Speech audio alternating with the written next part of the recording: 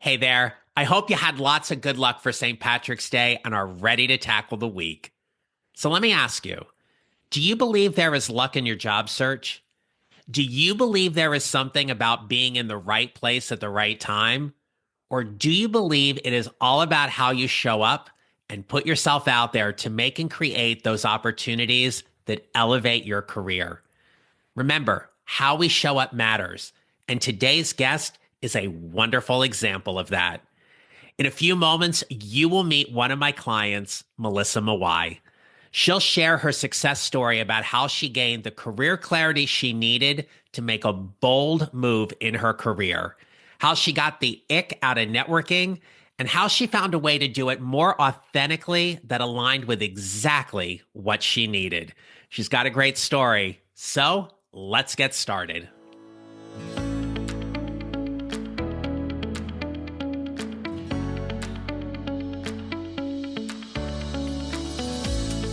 Hello, my friends. This is the Mid-Career GPS podcast, and I'm your host, John Nerrell. I help mid-career professionals like you find a job they love or love the job they have using my proven four-step formula. Having a client come on and share their wins with you is very special to me.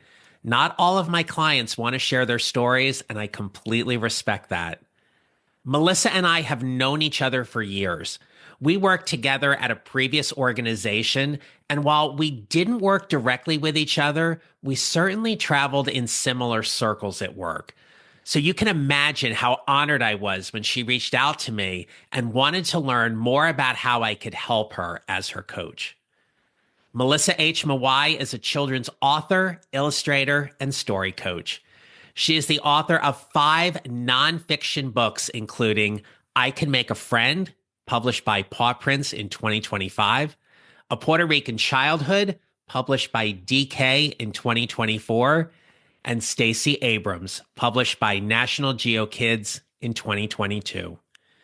As a neurodiverse Afro-Latina, Melissa is thrilled that her books help ethnically and neurodiverse kids learn more deeply about the world around them. And for fun, she rewatches movies like The Princess Bride and Hamilton with her family. It is my pleasure to introduce you to Melissa Mawai. I hope you enjoy our conversation. Hey there, Melissa. Welcome to the podcast. It's great to have you here today. Thanks for having me, John. I'm excited to be here. Well, you and I have had an opportunity to do some work together. We're going to talk about everything that you've been accomplishing and your story, but just to get us started, something happened for you at mid-career that was very impactful and absolutely shifted your career trajectory. Would you please share that with us? Sure thing. So like a lot of us, I feel like, COVID was a turning point. So before that, I was doing project management work and education. And when my kids started homeschooling, I used that opportunity to shift my career to focus more on the writing and illustration work that I do for kids. And it worked out really, really well. I'm excited to have made that change. When we were going through the pandemic and trying to figure out how to live and work in the midst of COVID, looking back on it all, say we're 5 years basically after the pandemic started. What would you say is the biggest lesson you've learned from that whole time in your life? It might sound a little cliche, but it really is. We really don't know how much time we have. My first book project happened in 2021. And it was right after my dad had passed away. And I knew that if he was still around, he would have wanted me to jump on that opportunity. And I did. And I'm so glad I did. Yeah. Well, books change lives, right? And books are those things that we get to have that quiet space with. I'm somebody who reads books on a device because to me it's a little easier in that regard. I just kind of gravitate toward that. When you read books, are you holding that book in your hand or are you on a device or both?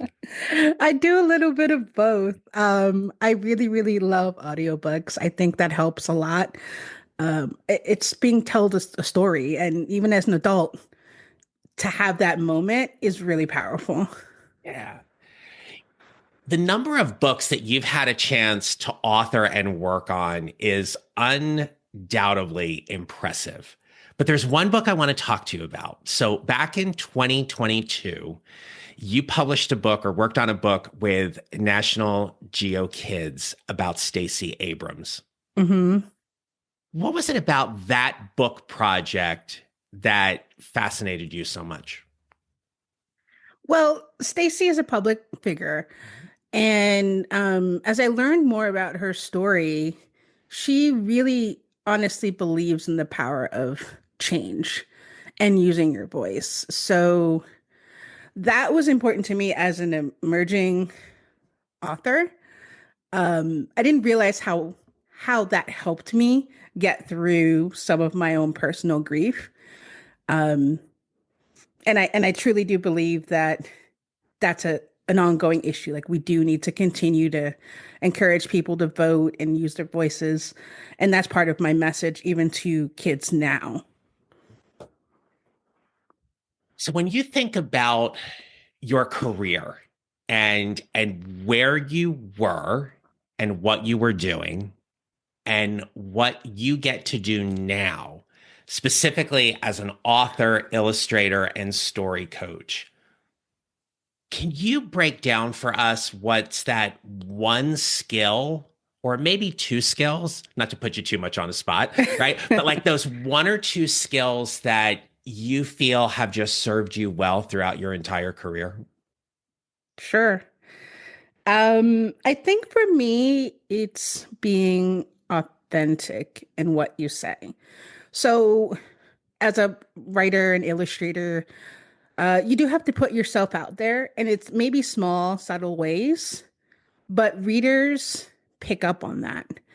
And when I'm communicating with other storytellers, I also have to be honest about, where they are in the process, but encourage them. And that's just who I am. And I think that helps other people grow in their storytelling. We talk so much on this podcast about being able to tell your own story and to tell your story from a place of value and service that gets people interested in who you are and what you do, as opposed to finding you interesting. 'Cause let's face it, we're all interesting people, but Yeah. but when you're interested in somebody, there's a different level of relationship. If you could offer any advice to people who are listening today, especially who are struggling to find their voice or tell their story in a way to get people interested, what would you offer them today?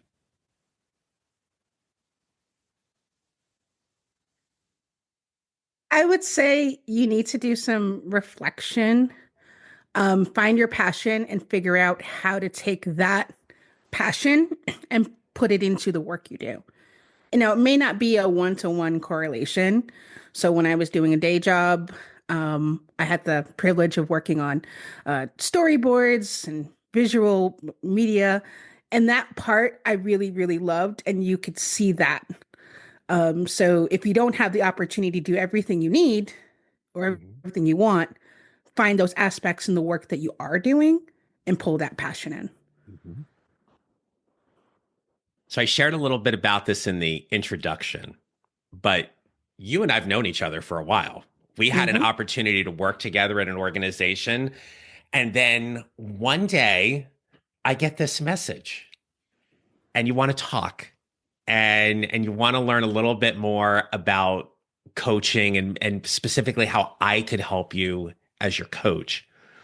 Can you take us back to that moment in terms of where you were at in your career and entrepreneurial journey and why seeking a coach was important for you at that moment?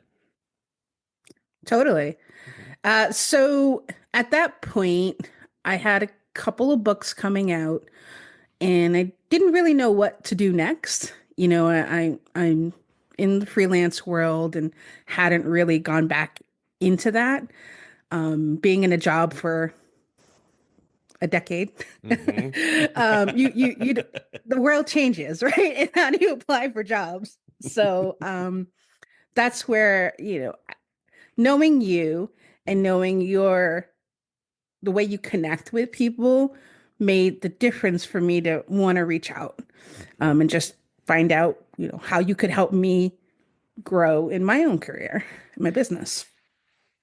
Well, thank you for that. I Mhm. appreciate that, and that warms my heart to hear that because, as you know, through our working relationship, that connection's really important, right? I mean, coaching is one of those things where it can be very intense and it can be a lot of hard work in that regard. Had you worked with a coach before we started working together, or had you been exploring that? I did like a life coach, but I Hmm. felt like it wasn't really going anywhere, Okay, to yeah. be honest. But I needed something with a more specific plan, or I should say, someone with a more specific plan. Hmm. Okay.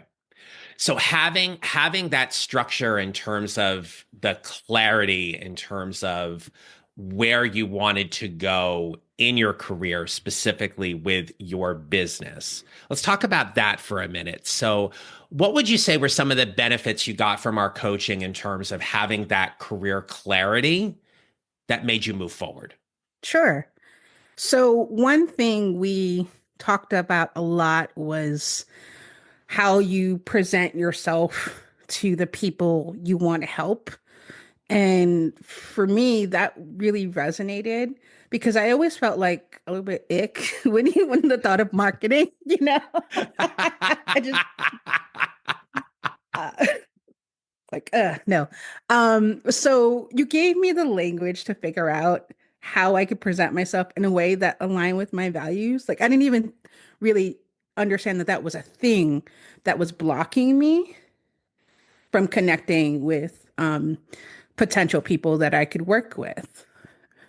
So this is why I adore you because you're so genuine in that regard because describing that as ick is perfect because so many people struggle with that notion of how can I authentically present myself in a way that I feel comfortable doing and not feel like I'm gonna turn people off because it can feel very salesy sometimes and that's one of the Mm, things we worked on trying to avoid.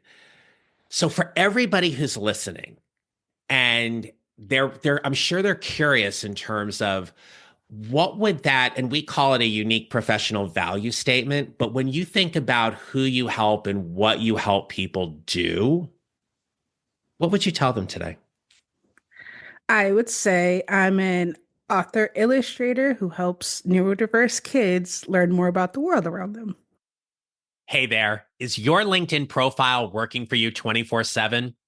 For many mid career professionals, optimizing their LinkedIn presence isn't a priority until they start job hunting or networking and realize it's important. If you're feeling the pressure to make your LinkedIn profile stand out to recruiters and hiring managers, I'm here to help. Would you like me to review your LinkedIn profile? This is your opportunity to receive my expert feedback. I'll show you exactly what changes can attract more recruiters and hiring managers, identify areas for improvement, and guide you in optimizing your profile. This will boost your professional brand and increase your chances of landing more job interviews, expanding your network, and elevating your professional presence. For a limited time, spots are available for a personalized LinkedIn profile review for just $50. For more details, check the show notes or visit my website at johnneral.com/courses. Now, let's dive back into the episode. So let's dig a little more deeply into that. So for people who may not fully know who a neurodiverse kid is, who are they? So, neurodiversity is basically how your brain works, and there are brains that work the way you would expect them to, and there are brains that work a little differently. So, you might have sensory issues, you might get hyperfixated on something, or you might know someone who is autistic or ADHD like myself. So it just presents a little bit of a challenge in, excuse me, presents a challenge in how you might move about in the world, or complete deadlines, um, or just even communicate with others and feel like you're doing that in an authentic way. Nice. Thank you for sharing that. Yeah, absolutely. And there's a need for that. We know that. So in our work, as we were coaching around what was going to be next for you and pursuing this freelance avenue, talk to us a little bit about where your career and your work and business are today. Yeah.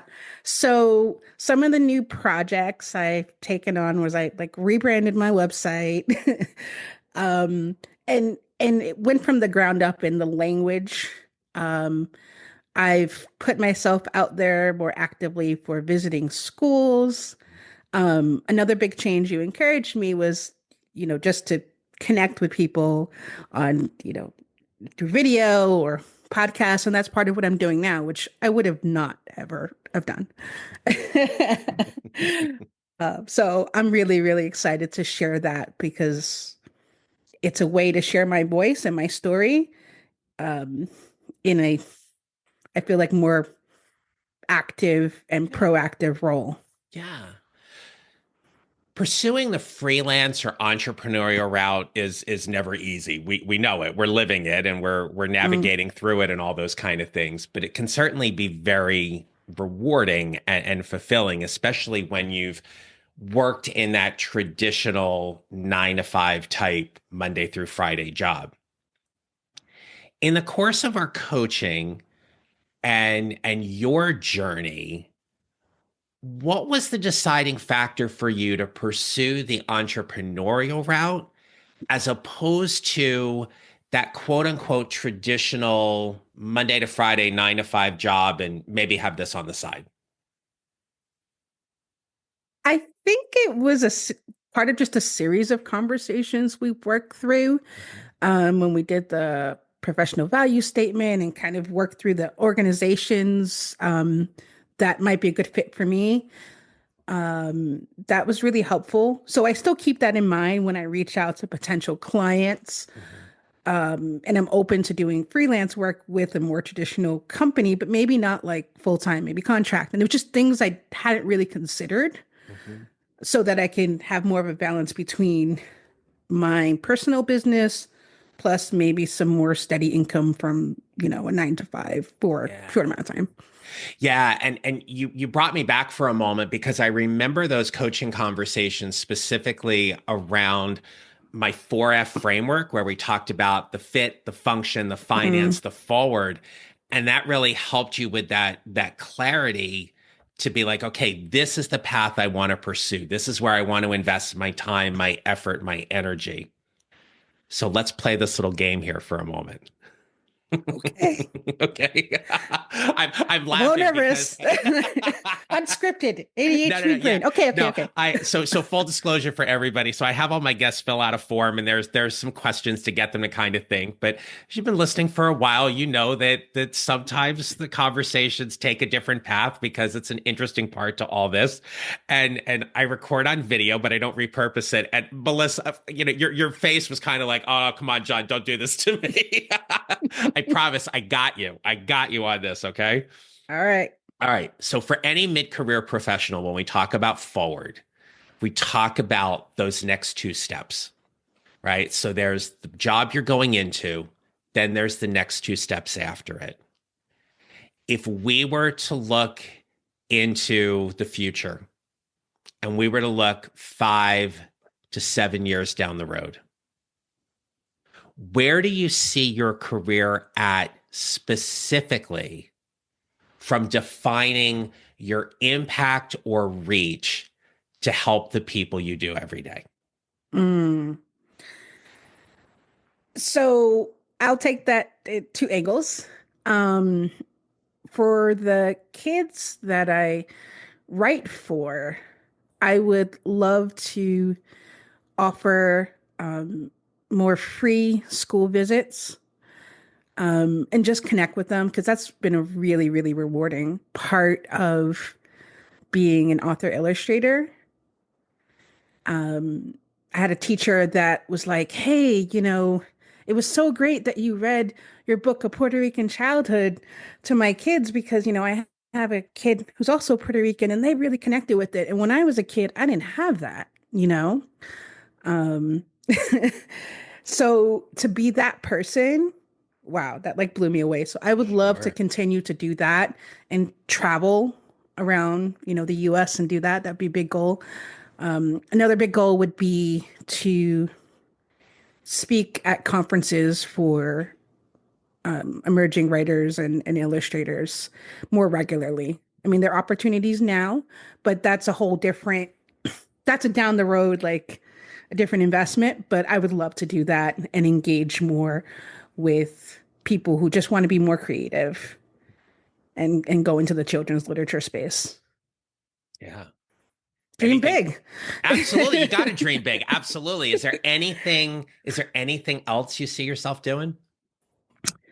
um, Not sure. I mean, I would like to, actually, no, I'll take that back. So I'm doing this new podcast that I'm launching in March, and I would love for that to blow up. Mhm. I'm doing it with two other co-hosts, and we're digging into the craft of writing children's literature, and I have a heart for teaching, so I would love to do that too. I mean, the thing with being an entrepreneur is you have to wear a lot of hats and figure out, where your skills fit. And John, you definitely helped me like map that out. So I appreciate that because I can tell you when I started, I didn't quite view myself the way I view myself now. So Yeah. Yeah, no, that was such a powerful part of our work together to kind of see your evolution in that regard, to really step in this space. The name of your podcast again is? Kid Lit Deconstruction Zone podcast, and it's Nice. launching in March 31st.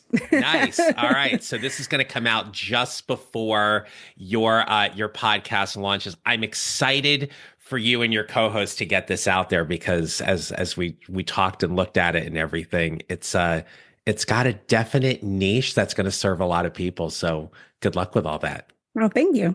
Yeah. So Melissa, we've talked a lot about your journey today and what that all has meant and everything. The idea behind building a mid-career GPS is to help you prepare, position, and promote who you are and what you do so you can show up to find a job you love or love the job you have. What advice would you give someone to help them build their mid-career GPS today? I would say be as creative as possible about your career. Whether you're just starting or you've been in the business for a long time, by bringing that creativity, whether it's in your communication with people or whether you're presenting, that helps you stand out and also helps you figure out what you love to do. Stay with me for this for a moment because I love how you phrase that. And when we think about being creative in this job market, for people who are looking for that job with an employer, or even if they're considering going out on their own, offering people to be as creative as possible is such a wonderful tip. How did you unlock that creative part of you even more to really step into where you are now?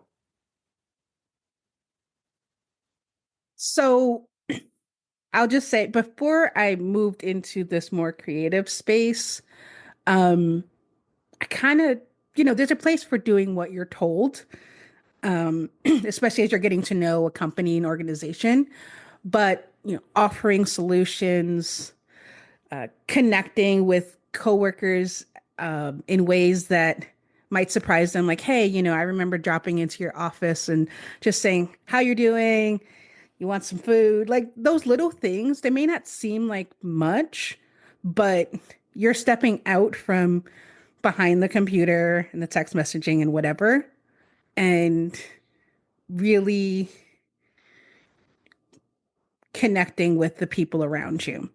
So you move that to a personal business space, and I take that same approach now. So I'm launching like this newsletter that does invite people to be more creative, because that's something we can do. Brings you joy, and you take that joy and you add it to how can you help people in whatever space you're working in.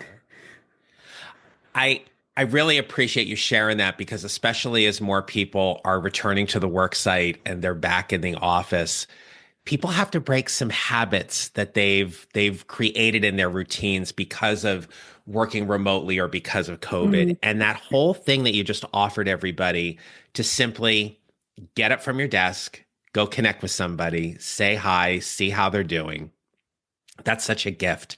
And it's such an amazing talent, because it doesn't have to be anything magnanimous. It's just an opportunity for people to get to know you. And that's where things can evolve. Yep. Yep. I remember many years ago, I had friends that we used to color during work because our job was stressful. We worked in a call center. And we would have coloring breaks. And guess what? I am still friends with those people that I colored with. So bring out some crayons, do whatever it is, find ways to de-stress if you need to. But yeah, I always say that, like, people feel like they can't do a creative thing. You don't have to be a creative person. You like to organize your dress drawer. Yeah. Offer to organize someone else's bookcase, dude. So I think it's just that mindset of how can you use the gift you have to help someone else. Yeah. Yeah. And to simply connect. You talked about this earlier in the episode, but that opportunity to just show up and stand out and connect with somebody on whatever level you need to be, whether it be professional or it's personal in some way, or it's just, hey, do you just want to go grab a walk, or it's that talk by the coffee machine, whatever that might be, there's an opportunity to connect. And I think if there's one thing people are going to be a little more challenged with this year is being able to open up and connect in those ways that are authentic and genuine, as you talked about earlier. So, my friend, I am so proud of you. I am honored. I am honored to have served as your coach. I thank you for coming on this episode to share part of your story. And I want to turn the mic over to you right now so you can share all the great things and places where people can find you, connect with you, learn more about your books. The mic's yours. Thanks so much, John. This has been fabulous. So again, you can find me on the web, melissamwai.com. I'm also on Substack doing this creative newsletter for anyone who wants to write or draw. And all my social media, Blue Sky, everything is there. But I hope to see you. Drop in, say hello wherever I am on social media, and I promise I'll say hi back. You will. Absolutely. I will make sure all of that is in the show notes. And when you connect with Melissa, let her know you heard her on the Mid-Career GPS podcast and enjoy the conversation. And she's absolutely a great person to connect with. Melissa, thank you so very much for being just a fabulous client and a wonderful guest today on the Mid-Career GPS podcast. Thank you, John. You're rock. I love it. Have a great day. Right back at you, my friend. All right. If there is one takeaway I want to offer everyone who's listening today, it's this. Clarity is your best friend. Whatever it is you want to do in your career, whether you're pursuing that 9-to-5, you're moving up the corporate ladder, you're moving into that executive role, or you're going out on your own, having the clarity to know the direction you want to head and the steps you want to take is all about building that mid-career GPS to get you there. And I'm so grateful that Melissa shared some of the things that we coached on during our working relationship together, so she could share with you the clarity she has about where she's at along her mid-career journey. So until next time, my friends, remember this. You will build your mid-career GPS 1 mile or 1 step at a time, and how you show up matters. Make it a great rest of your day. Thank you for listening to the Mid-Career GPS podcast. Make sure to follow on your favorite listening platform. And if you have a moment, I'd love to hear your comments on Apple Podcasts. Visit johnnerrell.com for more information about how I can help you build your mid-career GPS, or how I can help you and your organization with your next workshop or public speaking event. Don't forget to connect with me on LinkedIn and follow me on social at John Nerrell Coaching. I look forward to being back with you next week. Until then, take care, and remember, how we show up matters.